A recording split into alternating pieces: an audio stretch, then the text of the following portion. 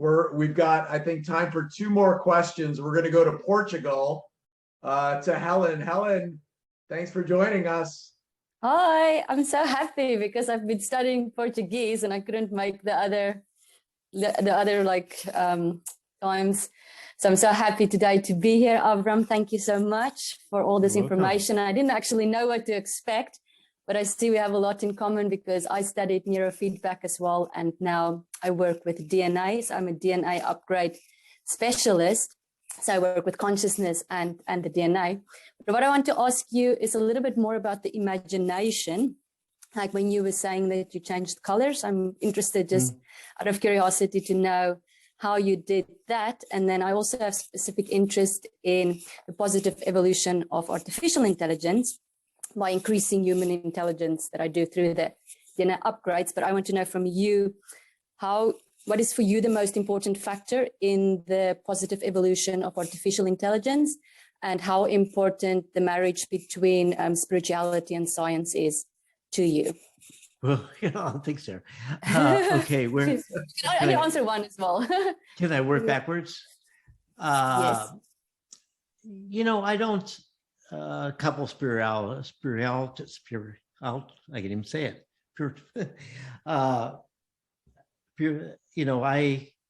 In science, I don't know. It's, you can be in awe of something. You can think, we don't understand. First thing, let's start with this. We don't understand some of the most important things in science. We don't understand what consciousness is.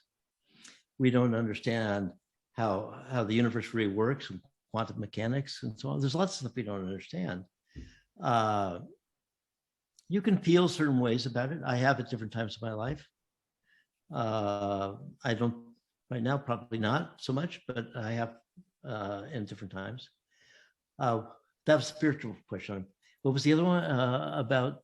About imagination and what you think is the most important factor in the positive evolution of artificial intelligence. Yeah.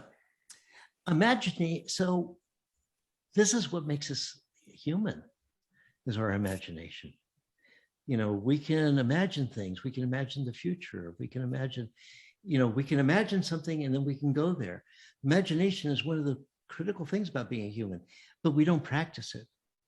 They don't teach it in school, and we don't sit around and say, let's imagine something, and so, I mean, if you write a book, a novel, you can imagine something, whatever, but basically we don't sit there and imagine. So my imagination when I was young was visual. I could make things in my head and I could see them and I could rotate them and I could play with them. And so, because my room was kind of boring. And so, and changing the color on the wall, I didn't know you couldn't do that. I didn't know you couldn't do it. I just started doing it. I thought, well, what if I change the color of the wall? What if I make the room longer? So but I was only 7 years old, but nobody told me I couldn't do it. If they knew I was doing it, they probably would have slapped my hands and said, "Don't do this." It was, some kind of mental masturbation or something. But anyway, they didn't know I was doing it. I was just doing it by myself. And then your question about artificial intelligence was about the positive evolution. Yeah. Well, what's the most important factor? Yeah. Factor about positive evolution?